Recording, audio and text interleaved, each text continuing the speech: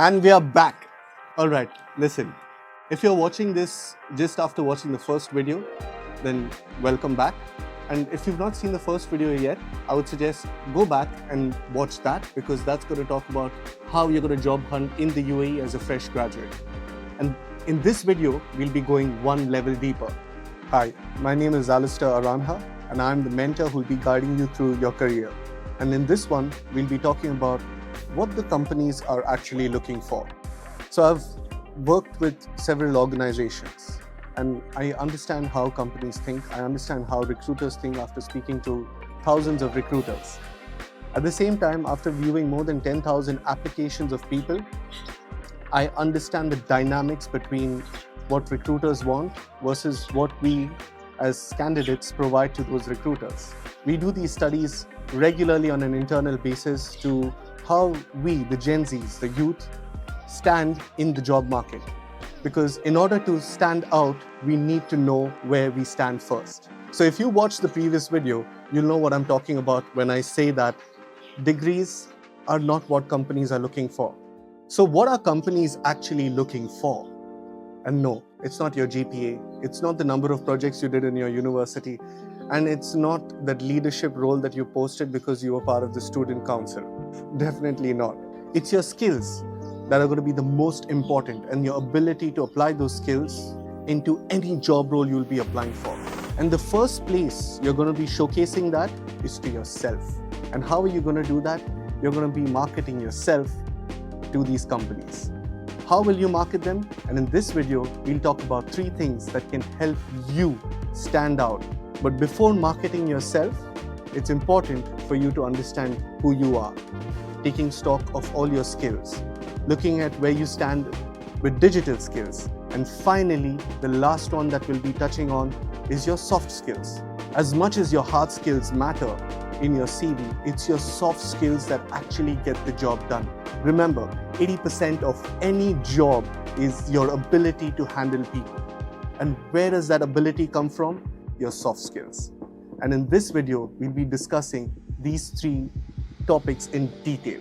Why? Because remember, in this day and age where AI and knowledge is the future, you shouldn't be applying for the job with the intention of job security. You should be applying for the job with the intention of skill security. And this is something that our founders at Pupilar always say. Skill security is the future. And this is why in this video, one thing that companies are going to be looking for is your skills. So how do we start there? Because in the next few videos, we'll also be looking at how can you position yourself with the existing skills that you have in the best way possible, so you can apply to jobs that have not even been posted yet. So before I start with getting back into solving that degree dilemma, let me tell you one thing. Companies have changed. The game has changed.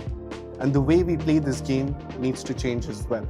Because if you're not updating yourself, you're already outdated. So let's bust that little myth that you have. If 2 people applying for jobs, one with a degree and one maybe without, but a portfolio of projects and different things that they've done within their university is more likely to get hired. Ask yourself, can you do the work? Can you really solve all the problems? Can you improve the skills and improve your team along with it? If you reflect on these 3 questions, it will probably help you understand where you are. And it's important in this moment that you're honest with yourself when you're taking stock of all your skills.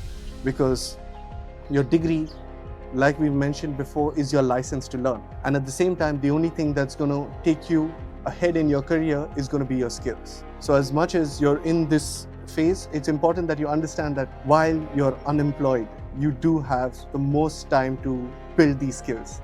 The moment you're employed, 75% of your time is going to be determined by your work and the objectives that are going to be set for you within the workspace. You will not have time to develop these skills unless your job really demands it. And if all of that information was probably not enough for you to be convinced that you need to work on upskilling yourself in this day and age where skills are just sold like hotcakes and at a low price, what skills are actually going to make you stand out is something that you really need to think about. Because your degree, it's proof that you went to a classroom, but your portfolio of skills shows that you actually took initiative. So it's important that you're able to show it to yourself as well as to the organizations around you that you have something to bring to the table. Next up, digital skills. From the thousands of people that we've spoken to, we noticed that more than 60% of them are not digitally literate. And now you might say, oh wait, they are digitally literate, right? Yeah, sure, you know how to scroll through Instagram and download an app on your phone. But when I say digital literacy, in this day and age, I'm not talking about the fact that you know how to open a Microsoft Excel file. I'm talking about automation, AI, Canva. Canva is people's life. I know that Canva has certain limitations, but at the same time, Canva is a free tool which gives you the best forms to showcase yourself. You can even build your own website on Canva. I mean, it's not going to cost you as much.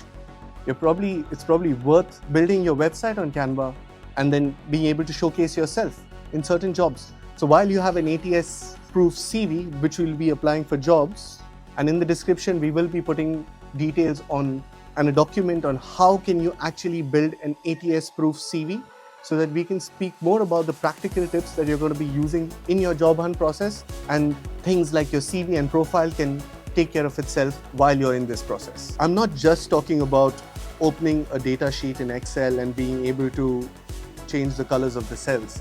When I'm talking about digital literacy, I'm talking about things like data analysis, content creation, AI, using of AI tools, automation, CRM, basic tools like Canva. Using Canva is like using a PowerPoint, but at the same time, you have the flexibility to do so many more things. You can build your own website on Canva. You can build your portfolio on Canva. You can use templates, design inspirations, go on Pinterest, go find different ideas, look at an organization and probably try to replicate their same color palette, their font, their bright identity when you're building your own portfolio, so you look like you already belong there.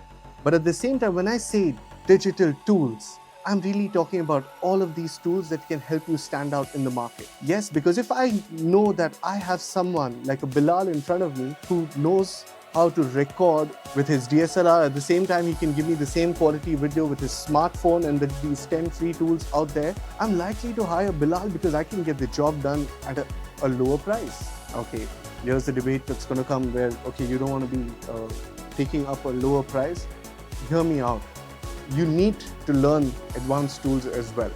But there are some simple basic tools out there which is as simple as using your social media apps. And all you have to do is click on the download button, open the app, maybe make a free trial if required, see how it actually benefits you, and make your way up from there. However, it's really important that you start making yourself digitally literate. There are so many AI tools out there that can help you create, that can help you build, that can help you refine all the things that you see in your head. But at the same time, it's important that you know how to use all these tools manually first. You know the principles, the ideas, and the fundamentals behind what these tools are actually made for. What are their characteristics? What are the problems they're actually solving? Because you're not just learning these tools. It's like, yes, you can have a hammer and you can hammer a nail inside of wood, but it's really important that you know where you're hammering the nail. And it needs to be synchronized. It needs to be planned. It's useless having a toolbox which has every single tool within it if you're not able to use the tools around you. I'm sure all of us are the same. We feel like we know we're doing the right thing. So let me tell you one last thing that will tell you why this is important. Every single industry out there, marketing, logistics, finance, HR, education, is all going digital. No matter what age you're at, that 10-year-old right now is already picking up on all of these tools while you're out there graduating and not aware of some of the things that are out there for you to use. So it's not important for you to be an expert with that tool. While the market is going digital, the companies want to know, are you ready? Can you take this tool and run with it and make something out of it? They don't need to give you training on the tools. While you're doing on-the-job learning or your internship, you shouldn't be learning these tools. You should be already in a position to execute them. And considering the world is moving so fast digitally, this is like you knowing how to type on a keyboard back in the 90s. Think about it. If most of our family members could go back into the 90s and then start the internet and making the most out of it, most of them would have been billionaires by now. However, it's really important for us to understand that if we don't exploit the knowledge, skills and the competence that's out there in the market today, we're going to be a part of the competition. We don't want to be a part of the competition. We really want skills out there that are going to help us stand out. You don't need to be an expert. You just need to be better than the average person out there who's still making a PowerPoint. And that's how you're going to stand out. By first understanding where you stand with your skills, pick one digital skill that's relevant in your industry that you need to know. It doesn't need to be the best one. It could be the easiest one. But it's important that you acquire it because it's going to start there. And then after that, you're only going to be adding, oh, I knew one tool probably 1 week back, and now at the end of 2 weeks, I'm working with 5 different tools just in CRM. And this was merely just an example. Depending on the industry you're in, the tools that really pay you for the job that you're doing is important. And AI and automation. This one skill is the future. It's something that our founders always preach about when we speak about the future of hiring, where it's really important for you to understand how to use AI, because AI is not going to take away your job. The number of jobs that are reducing in the market or being redundant is not because of AI. It's because there are people out there who know how to use AI that can bring the company money, save the company's costs, and save the company time. As long as there's something out there that can solve these 3 problems for any organization, you'll always be seeking for a job. But at the same time, if you know how to leverage all of these tools, you're very likely to stand out. And I believe in you. I'm sure you can do it. You just need to write that one skill on paper right now and start right away. And finally, we get to soft skills. This one's really your superpower. Think about it. IQ, your intelligence quotient, is one aspect of it. But who are you competing with? You're competing with artificial intelligence. In such a moment, what really stands out? Your emotional quotient as well as your adaptability quotient. Your emotional quotient is your emotional intelligence. Your adaptability quotient is your resilience. Just to keep things simple, right? Your ability to change. You know that part where they ask you that question, do you have the ability to thrive in dynamic environments? It's that kind of a question that talks about your adaptability quotient, your emotional quotient, your self-awareness, your social awareness. How do you see the people in front of you? How do you see your surroundings? How do you manage yourself? How do you manage others? Remember, 80% of any job is dealing with people. Whether it's that point where you're networking to get into a job, or it's that point where you're within the job and you're trying to get a promotion. I know it sounds very unfair. Maybe you've been doing all the hard work out there and you've not been interacting with the people around you because you're an introvert, and that's fine. I was the same. I never ever interacted with people at work, and the least I would try to do is at least greet them in the morning or ask them how they are. But every time I did it, I tried my best to mean it. So there are certain things that might not seem easy right now, but these are the kind of habits that we need to develop because it shows our ability to handle the people around us. And this is not something that just applies physically. Now, how do I shift the same framework and take it online? How do I look at soft skills of emotional intelligence and the adaptability quotient and transfer it to a place like LinkedIn that can actually help me get my job? So let's talk about why your emotional intelligence and your adaptability quotient, which is built on your resilience, is important. Let's say we have 2 fresh graduates. One who communicates clearly, solves all the problems, adapts to all the things and changes that are happening, and when things are going sideways, and finally, he's not an annoying person to work with in a team. That's one situation. Let me explain to you what is another way of looking at soft skills. Soft skills is your emotional intelligence and your professionalism coming in hand to show that you're a decent human in a workplace. As simple as that. The moment we try to complicate things, yes, it becomes very difficult in our head. Take this simple definition and let's talk about how these are actually tested. The first place it would be tested is how you speak in an interview. The second, it would be how you communicate in an email. Third, it would be how you introduce yourself at events, or how do you just introduce yourself genuinely. The way you command yourself when you're introducing yourself, the first impression that you set when you're introducing yourself. And finally, how you take feedback. When someone's coming to you and giving you feedback that can possibly help you grow, how are you receiving that? Even if that person meant it in an ill way or in a place that meant offense, how do you handle that situation? These are ways that people test out your soft skills. How do you respond? Do you get agitated? Are you angry? Are you going to explode because someone told you that your Excel sheet was wrong? How could you do that? And all of a sudden, bursts of your ego and emotions have hit you in such a way that you cannot take it anymore. How do you manage your ego? These are different ways that organizations and companies actually test your soft skills. Now, in some places, we don't get an opportunity to go for an interview if we've not really applied for a job and if we've not got shortlisted for the interview. This is why a lot of us these days have video interviews. This way, you get to see my face, you get to hear my voice, you actually experience a part of me without physically being there. And just like we're trying to connect right now, you never know, maybe that video interview is what was missing. And there's no harm in actually preparing a 30-second introduction of yourself that can showcase your shots. And there's no harm in taking 30 seconds to introduce yourself in front of a camera. Maybe you could ask your mother or your father or your brother or your friend to record it for you, give you some feedback, 30 seconds. Maybe if you just allocated 10 minutes of your time today just to get a basic introduction that you know that you can send out to people, people will get to see you, they'll get to hear you, it's personalized. In this age of AI where everyone's making videos and avatars of themselves and duplicating themselves over the interview, it doesn't matter if this video is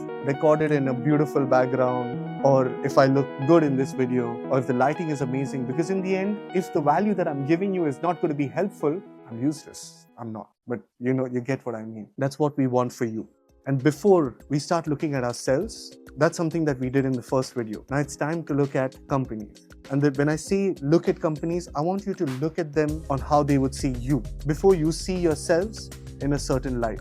Okay, so let's try to wrap this up. You've seen the first video and you know we don't do all the motivational fluff anyway. So let's start with the 3 things that you have to do. And I'm going to summarize real quick. Assess your skills. Identify that dream job that you're looking for. Look at the skills that are required for that job. You don't have it, great. It's time to learn them and keep learning them till you master that skill while you're in this phase, so that when that dream job is ready for you, you are prepared for it. Boost your digital presence. Fix your LinkedIn. And when I say fix, sometimes it's as important as just updating the last project that you did. When you're updating that project, put the results that you achieved from the project, not the things that you did and the number of people you spoke to. Yes, that's important to a certain extent, but if you can show results in the digital footprint that you're creating for yourself on a place like LinkedIn, that's going to really help you stand out. So people have the option to see more about you when they want to.